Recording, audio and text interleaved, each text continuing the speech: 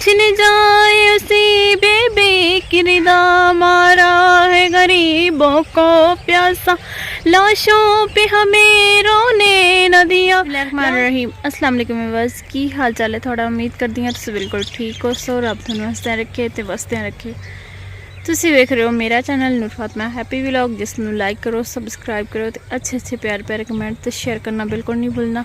मेरी वीडियो नूं आज तक ज़रूर पहुँचाओ तो बैल आइकन नूं लाजमी प्रेस कर दिता करो ताकि मेरी आने वाली वीडियो थोड़े को जल्द से जल्द पहुँच जाए। सब तो पहला नोटिफिकेशन थोड़े को होवे। हाँ जी भी बस अज व्लॉग थोड़ा मेरा लेट हो गया क्योंकि मैनू अज मेरी तबीयत ख़राब आई, उसकी वजह तो पता नहीं मैंने थोड़ा जहा बुखार हो गया तो नाले मेरा बीपी का कोई मसला है। मैंने आज सारा दिन नींद बहुत ज़्यादा आई है।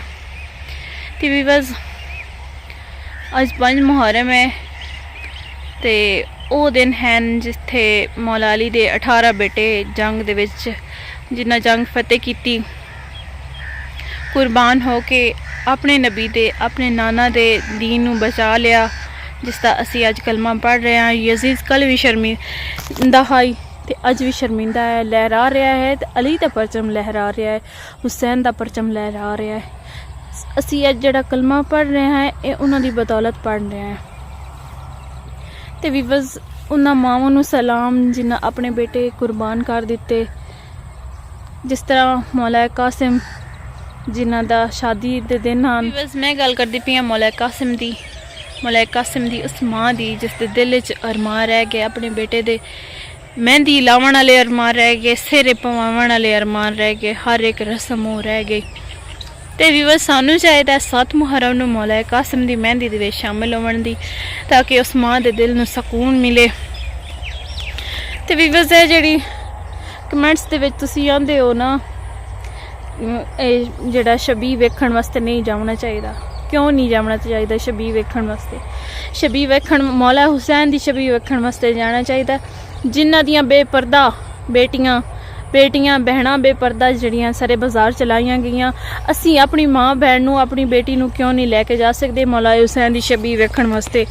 तुसी इस चीज़ नूं समझो कि मौला हुसैन दी बेटी वो तो हस्तियां ही हो रन, असी उन्हां दे कदमां दी खाक भी नहीं से ते हो भी नहीं से सकते असी उन्हां दे कदम। 18 बरादर हाँ जिसके छिन जाए उसी बेबी की रिदा, मारा है गरीबों को प्यासा, लाशों पे हमें रोने न दिया, लाशों पे हमें रोने न दिया। है ले गए चादर जालिम, है ले गए चादर जालिम, ये कैसी कयामत आई, अब्बास कहाँ हो भाई, अब्बास कहाँ हो भाई। है शाम गरीबा आई, है शाम गरीबा आई, पहरे पे ज़हरा जाई, अब्बास कहाँ हो भाई, अब्बास कहाँ हो भाई। कोशिश करनी है मौला कासिम नूं इंज दा पुरसा देवो कि मौला कासिम दी माँ पाक बीबी पाक सैन जड़ी है वो साडे तो खुश हो जावें ते साडे जेहड़े असीं गमां दे विच हैं जेहड़े दुखां दे विच हैं वो साडे कोलों दूर चले जावें, साडे कोल सुख ही सुख हो जावें। अगर एक आंसू थोड़ा मौला कासिम दे दुख दे विच मौला कासिम दे दर्द दे विच निकल जासी ना तो भी बस तुसीं दुनिया ते तर जासो। ये मेरा मनना है। तो भी बस मैं ये गल आजमाई हुई है तो मैं चाहनी हाँ भी बस तुसी भी मौला कासिम दे जिस तरह दुख दे विच दर्द दे विच मौला कासिम नूं इंज दा पुरसा देवो कि मौला कासिम दी माँ इतनी खुश हो जाए, वो दुखी बीबी जिस दे दिल च अपने बेटे दे अरमान रह गए वो खुश हो जावें, साडे तो खुश हो जावें। अज दा साडा व्लॉग है मौला कासिम दे जिक्र करना, उन्हां दे जेहड़े माँ दे दुख हैं वो थोड़े नाल शेयर करने। तो भी बस जितना कि मैनू समझ आई, जितनी कि मेरी समझ आई, जितने कि मेरे को लफ्ज़ हैं वो मैं तुहानूं दस दित्ते। मैं उम्मीद करदी हाँ तुहानूं वो गल्लां वो लफ्ज़ वो मौला कासिम दा दुख वो दर्द थोड़े जहन च आ गया, उसी थोड़ी समझ च आ गया उसी भी बस।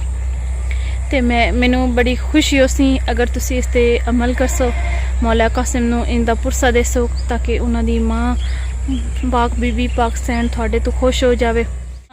मौला हुसैन पाक थोड़े सारे दुख दर्द दूर करे।